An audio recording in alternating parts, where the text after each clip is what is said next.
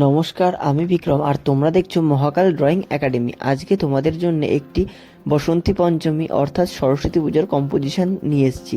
সবার প্রথমে আমি মেজারমেন্ট করে একটি ঠাকুর মশাই ও ঠাকুর মশাইয়ের কোলে থাকা বাচ্চাটি ড্রয়িং করে নেব। এখানে আমি দেখাতে চাচ্ছি ঠাকুর মশাই বাচ্চাটিকে হাতে খড়ি দিচ্ছে সরস্বতী পুজোর দিন সরস্বতী মায়ের সামনে। সবার প্রথমে আমি ঠাকুর মশাইটি ড্রয়িং করে নিয়েছি, তারপর কোলের বাচ্চাটি এঁকে সামনের স্লেটটি ড্রয়িং করে নিয়েছি। এরপর বাচ্চাটির পা দুটো ড্রয়িং করে নিলাম, তারপর মা সরস্বতী মেজারমেন্ট করে ড্রয়িং করে নেব। সবার প্রথমে মা সরস্বতীর মুখ, চুল, মুকুট, গলার মালা ও তারপরে আশীর্বাদ করছে এমন একটি হাত ও বীণা বাজাচ্ছে এমন একটি হাত ড্রয়িং করে নেব। তারপরে একে একে বীণা, শাড়ি, পিছনের চুল, পা ড্রয়িং করে কমপ্লিট করে নিয়েছি। তারপরে একটি পদ্ম ফুলের উপরে মা সরস্বতী বসে আছে এমন ড্রয়িং করে নিলাম। এরপর পিছনের একটি চালা করে দিলাম, চালার ডিজাইনটি করে নিয়েছি। এরপর একটি হাঁস ড্রয়িং করে নিলাম। এরপর একটি মহিলা ড্রয়িং করে নিলাম, যে সাদা শাড়ি ও লাল পাড়ের সাদা শাড়ি পরে তার বাচ্চার সাথে দাঁড়িয়ে ঠাকুরের সামনে প্রার্থনা করছে। সবার প্রথমে আমি সেই ফিগারটি ড্রয়িং করে নিয়ে তারপর তার সামনে একটি ছোট মেয়ের ফিগার ড্রয়িং করে নিলাম। এরপর একটি ছেলে পাশে দাঁড়িয়ে মা সরস্বতীর ফটো তুলছে ফোনে, ড্রয়িং করে নিলাম।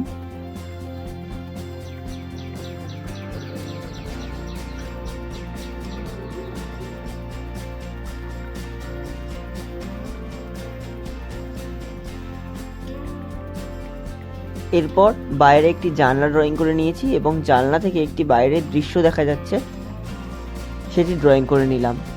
এরপর সম্পূর্ণ ড্রয়িংটি আমি ব্ল্যাক কালি স্কেচ পেন ইউজ করেছি। তোমরা চাইলে স্কেচ পেনের পরিবর্তে গ্লাস মার্কিং পেন্সিল অথবা 10B পেন্সিলও ব্যবহার করতে পারো। তোমরা চাইলে স্কেচ পেনও ব্যবহার করতে পারো, কিন্তু অনেক কম্পিটিশানে স্কেচ পেন ইউজ করতে দেয় না। সেক্ষেত্রে তোমরা black glass marking pencil use করবে অথবা 10B পেন্সিল ইউজ করবে।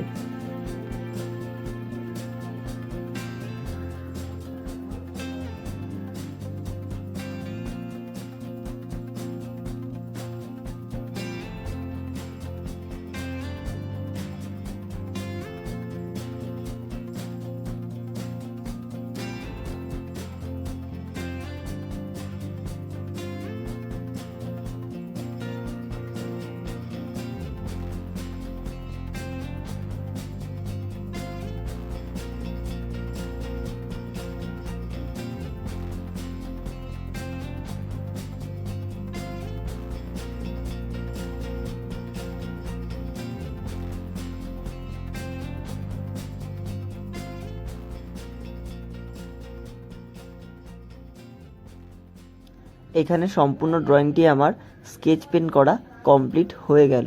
এরপর আমি একে একে কালার ধরব।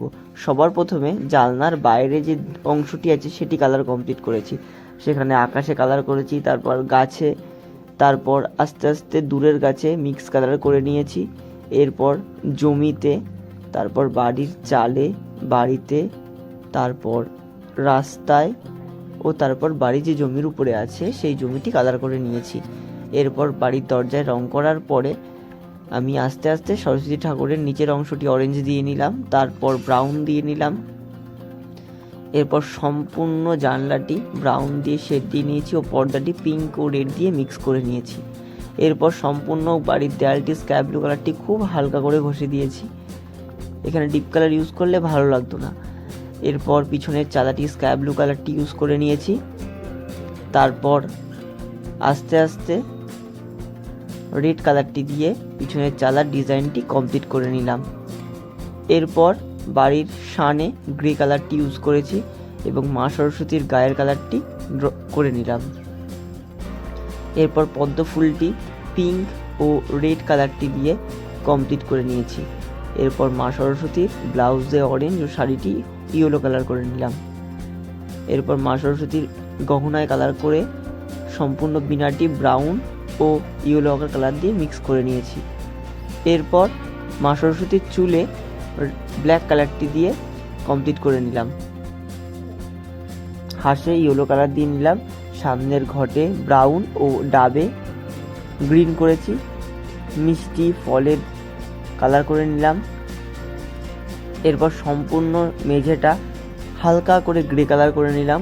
এখানে ডিপ কালার করলে আঁকাটি দেখতে অতটাও সুন্দর লাগবে না, তাই একটু হালকা করে কালারটি কমপ্লিট করেছি।